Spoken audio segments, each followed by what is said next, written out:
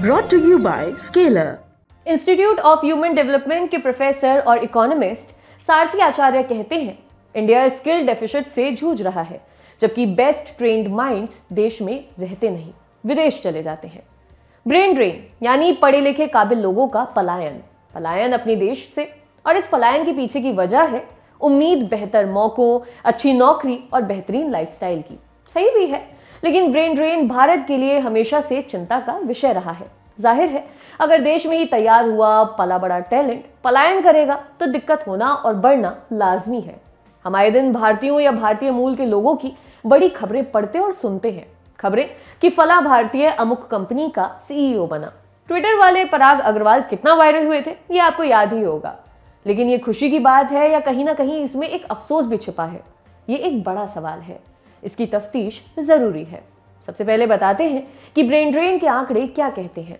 साल 2020 की UN world migration report बताती है कि विदेश में रहने वाले प्रवासियों में भारतीयों की संख्या सबसे ज्यादा है। कितनी?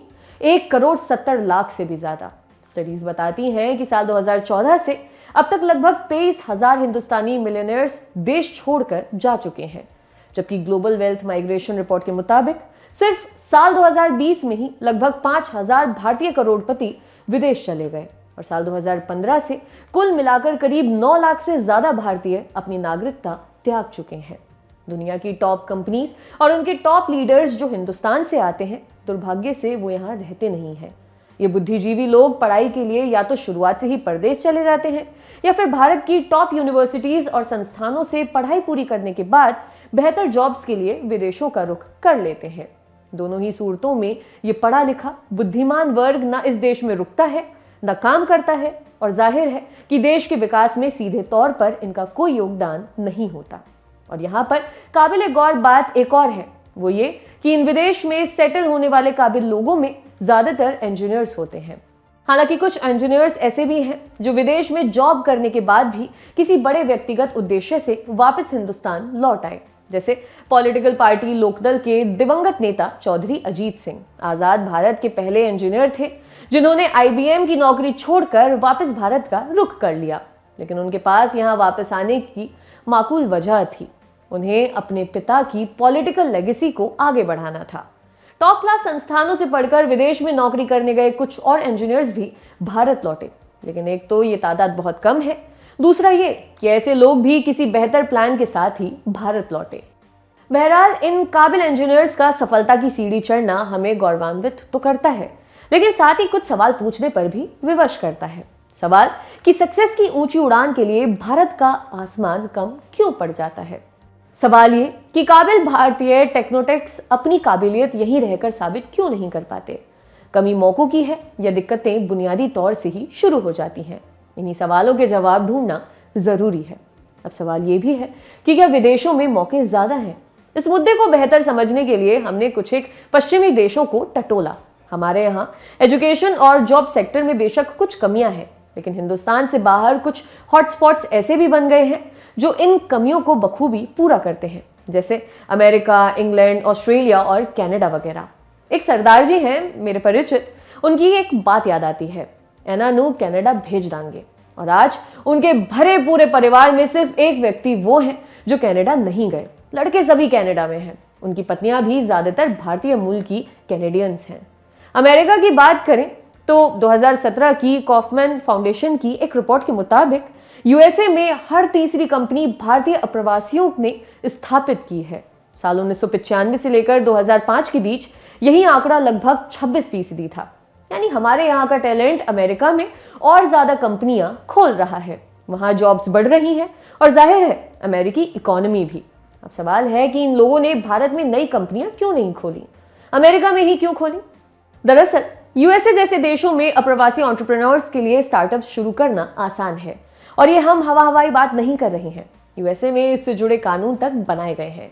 यूएसए में साल 1965 का हार्ट सेलर एक्ट और 1990 का इमिग्रेशन एंड नेशनैलिटी एक्ट पढ़े लिखे अप्रवासियों को तमाम तरह की सुविधाएं देता है, जिसके चलते बाहरी लोग यहां आसानी से स्टार्टअप्स खोल सकते हैं। यूनिवर्सिटी ऑफ कैलिफोर्निया बर्कली की प्रोफेसर एना ली की एक रिसर्च के मुताबिक साल 1999 में सिलिकॉन वैली में काम कर रहे साइंटिस्ट्स और इंजीनियर्स में से 1/3 अप्रवासी थे और 60% हाईटेक फर्म्स को भारतीय सीईओज चला रहे थे। इस रिसर्च में यह भी पाया गया कि टेक्नोलॉजी और इंजीनियरिंग से वास्ता रखने वाले 96% अप्रवासी एंटरप्रेन्योर्स बैचलर्स डिग्री होल्डर्स थे, जबकि 74% ने मास्टर्स या पीएचडी की डिग्री ले रखी थी। ये तो थी विदेशी मौकों की बात। आंकड़ों से साफ है कि बाहर जाकर बड़ा धंधा शुरू करना आसान है। अब आते हैं हमारी रिपोर्ट के सबसे जरूरी सेगमेंट पर, भारतीय एजुकेशन सिस्टम। बाहरी देशों में उपलब्ध सुविधाएं ही अकेली वजह नहीं है। हमारे देश में शिक्षा से जुड़ी कुछ बुनियादी दिक्कतें भी हैं, जो यहाँ रहकर रोजगार ढूंढने या फिर कुछ बड़ा करने की उम्मीद पर पानी फेरती हैं। हमारे यहाँ पढ़ाने के तरीके पुराने और ट्रेडिशनल हैं, जो आम भाषा में रोट लर्निंग को प्रमोट करते हैं। रोट लर्निंग यानी लिखा हुआ रटने की प्रवृत्ति, जो कि प्रॉब्लम सॉल्विंग और लर्निंग के लिए मेमोरी एंड रिकॉल मेथड पर आश्रित होती है। माने दिमाग में बैठा लो और एग्जाम देने जाओ तो याद करके लिख डालो, और ये तरीका तब फेल हो जाता है जब सब्जेक्ट या सवाल जटिल हो। रोट लर्निंग की दूसरी बड़ी कमी ये मान्यता है कि किसी सवाल का सही जवाब सिर्फ एक ही हो सकता है, और ये सिस्टम सिर्फ प्राइमरी या स्कूल लेवल तक नहीं है। हायर एजुकेशन के स्तर पर भी ये रट्टा अप्रोच इनोवेशन का गला घोंटती है, और इंजीनियरिंग यानी कि टेक्निकल फील्ड इनोवेशन यहाँ उतना ही जरूरी है जितना पौधों में खाद देना। जाहिर है कि जब लर्निंग वाला गारा सीमेंट कमजोर है तो तकनीक दुनिया में सफलता की इमारत भी कमजोर ही रहेगी। क्यूएस रिसर्च रैंकिंग 2021 बताती है कि कोई भी भारतीय यूनिवर्सिटी या कॉलेज टॉप 100 में है ही नहीं, जबकि दूसरी तरफ चीन से तुलना करें तो यहाँ की सिंघुआ यूनिवर्सिटी 16वीं रैंक पर है और कुल 6 चीनी यूनिवर्सिटीज या संस्थानों के नाम टॉप 100 की लिस्ट में है। केवल यही नहीं, हमारे यहाँ पीटीआर यानी पीपल टीचर रेशियो भी बहुत अच्छा बिल्कुल नहीं है। ह्यूमन रिसोर्स मिनिस्ट्री की उच्च शिक्षा से जुड़ी एक रिपोर्ट कहती है कि भारत के कॉलेजेस और यूनिवर्सिटीज में पीटीआर महज 29 है। इसी तरह यूनेस्को की स्टेट ऑफ एजुकेशन रिपोर्ट 2021 के अनुसार भारत के स्कूल सिस्टम्स में 69% तक शिक्षक जॉब कॉन्ट्रैक्ट्स के बिना काम कर रहे हैं। इंजीनियरिंग कॉलेजेस की बात करें तो यहाँ एजुकेशन सिस्टम कमजोर होने के पीछे कुछ और वजहें भी हैं। हमारे यहाँ नए ट्रेंड बड़ी जल्दी सेट होते हैं और फिर उनकी अंधी दौड़ शुरू हो जाती है। अब ये ट्रेंड चाहे मीम बनाने का हो या कॉलेज खोलने के। बेशक इंजीनियरिंग एक बढ़िया फील्ड है, पर इसका बढ़िया और रोजगार के लिए प्रॉमिसिंग होना ही इसके खिलाफ काम कर गया है। ट्रेंड के चलते यहाँ हमारे हजारों इंजीनियरिंग कॉलेजेस खोले गए और आज भी ये सिलसिला बरकरार है।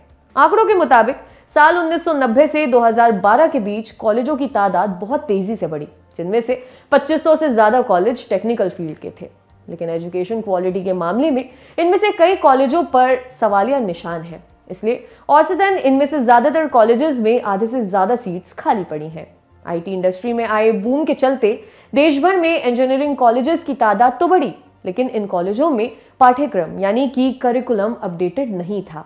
आईआईटीज, कुछ एनआईटीज और चंद प्राइवेट कॉलेजों के अलावा ऐसे ज्यादातर संस्थान अपने छात्रों को जॉब रेडी बना पाने में असफल रहे। इन कॉलेजेस से निकलने वाले इंजीनियर्स को प्राय रोजगार के लिए नाकाबिल समझा जाता है, और उसमें बड़ा दोष इन्हीं कॉलेजेस का है। सिलेबस अपडेटेड ना होना, इंडस्ट्रीज के साथ बढ़िया लिंकेज ना होना, स्टूडेंट टीचर रेशियो मेंटेन ना होना वगैरह वगैरह। हाल ही में आई एक रिपोर्ट के अनुसार काफी तादाद में इंजीनियर्स ने ग्रुप डी लेवल जॉब्स के लिए अप्लाई किया, वो जॉब्स जिनके लिए वो ओवर क्वालिफाइड होते हैं। वजह, जहां जॉब मिलनी चाहिए वहां मिली नहीं।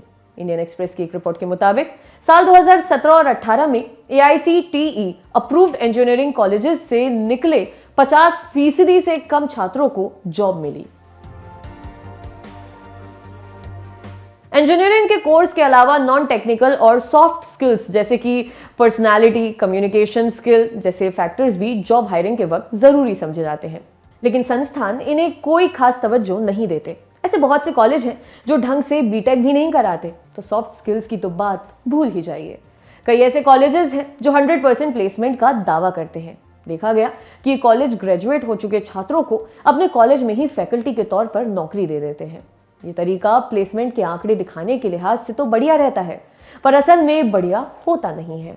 इसके अलावा प्लेसमेंट में धांधली की खबरें भी आती रहती हैं। मसलन साल 2014 में पुणे की एक सॉफ्टवेयर फर्म ने छात्रों को नौकरी देने के नाम पर ठग लिया। ऐसा इसलिए हुआ क्योंकि कॉलेज प्रशासन ने इस कंपनी की ठीक से जांच नहीं करी थी।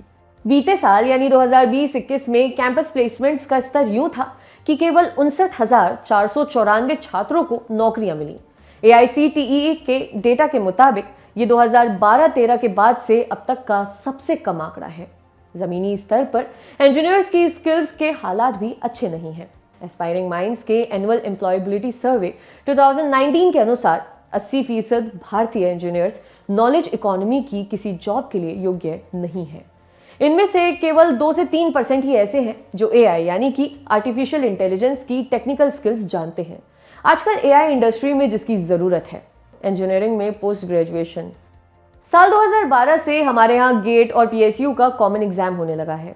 इसने कंपटीशन को और बढ़ा दिया।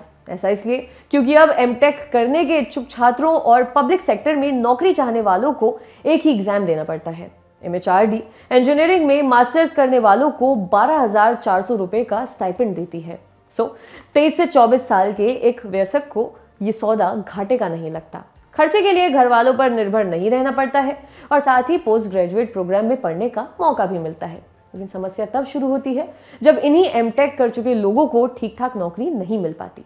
वजह ये कि ग्रेजुएट्स को कम तनख्वाह पर हायर कर रही कंपनियों को ये ओवर क्वालिफाइड इंजीनियर्स महंगे पड़ते हैं। PhD में भी हालात कुछ बढ़िया नहीं है। रिसर्च स्कॉलर्स को समय पर PhD की डिग्री ही नहीं मिलती। बढ़ा हुआ कंपटीशन और नौकरियों की किल्लत।